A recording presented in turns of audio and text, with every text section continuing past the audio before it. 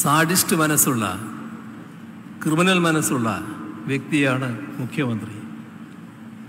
എന്താണ് ഇദ്ദേഹത്തിന് പറ്റിയത് എന്ന് ഒരു പിടിയും കിട്ടുന്നില്ല. ഇടക്കിടക്ക് ഞാൻ ക്രിമിനൽ സ്വഭാവമുള്ളയാളാണെന്ന് പറഞ്ഞാൽ എന്നെ ക്രിമിനൽ സ്വഭാവമുള്ളയാളായി നമ്മുടെ നാടാകെ വിലയിരുത്തി കളയും എന്നാണോ സതീശൻ ധരിക്കുന്നത്?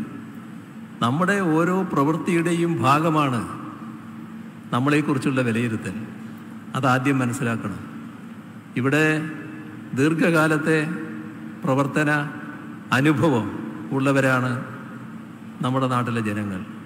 അവരെ വിലയിരുത്തലിനെയാണ് ഞാൻ മാനിക്കുന്നത്. എൻ്റെ കൂടെ 4 വാഹനങ്ങളിൽ ക്രിമിനലുകളെയും കൊണ്ട് സ്വയരക്ഷയ്ക്ക് ഇറങ്ങിയിരിക്കുകയാണ് എന്നാണ് പറയുന്നത്.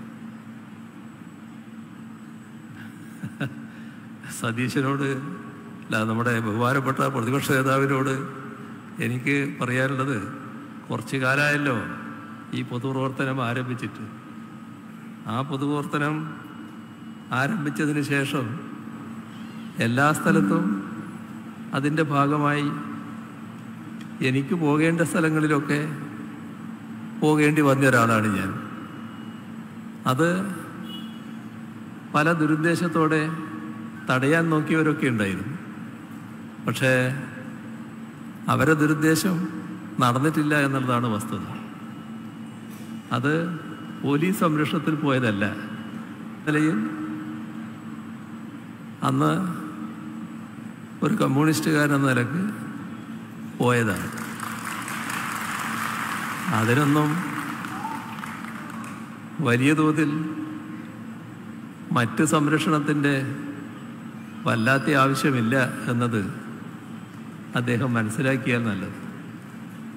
ഇവിടെ അദ്ദേഹം എനിക്കൊരു വിശേഷണം തന്നിട്ടുണ്ട്.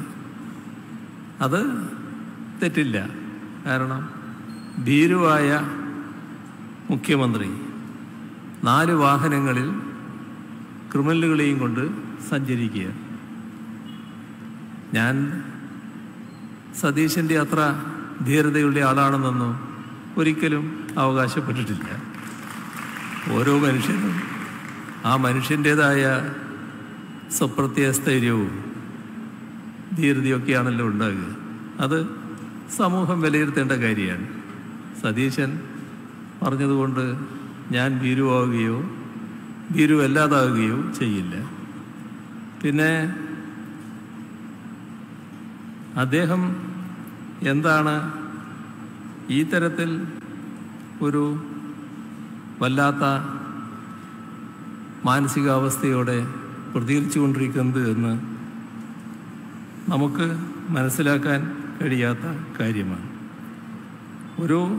ഇന്ന് ഇവിടെ സെക്രട്ടേറിയറ്റിന് മുന്നിൽ നടത്തിയ അദ്ദേഹത്തിൻ്റെ പ്രസംഗം, അദ്ദേഹം വീണ്ടും കുറേ സംസാരം കഴിഞ്ഞതിന് ശേഷം വീണ്ടും ചോദിക്കുകയാണ്, നാണമുണ്ടോ ഭീരുവായ ഈ മുഖ്യമന്ത്രിക്ക്? അത് ഏതിനെ പറ്റിയാണെന്നറിയില്ല. ഞാൻ നാണിക്കേണ്ടതായ എന്ത് കാര്യമാണ് എൻ്റെ ഭാഗത്തുനിന്നുണ്ടായത് എന്നതുകൂടി സതീശൻ വ്യക്തമാക്കണമായിരുന്നു. അദ്ദേഹം ഇതിൻ്റെ ഭാഗമായി ചോദിക്കുന്നത്, ക്രിമിനലുകളുടെ അകമ്പടിയോടെ നിങ്ങൾ സഞ്ചരിക്കുന്നത് യൂത്ത് കോൺഗ്രസിനെ ഭയന്നിട്ടാണോ?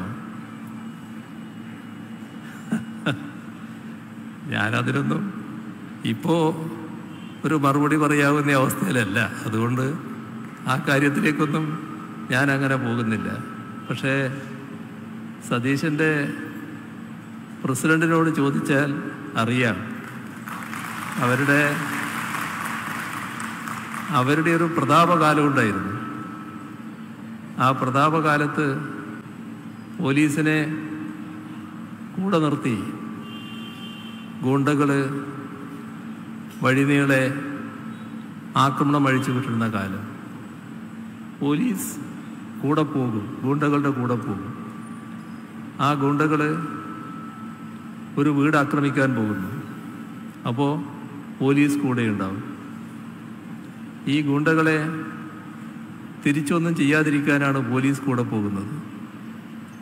ആ കാലത്തും ഞാനതിലെയൊക്കെ നടന്നിട്ടുണ്ട് സതീശ, അത് മനസ്സിലായിക്കും.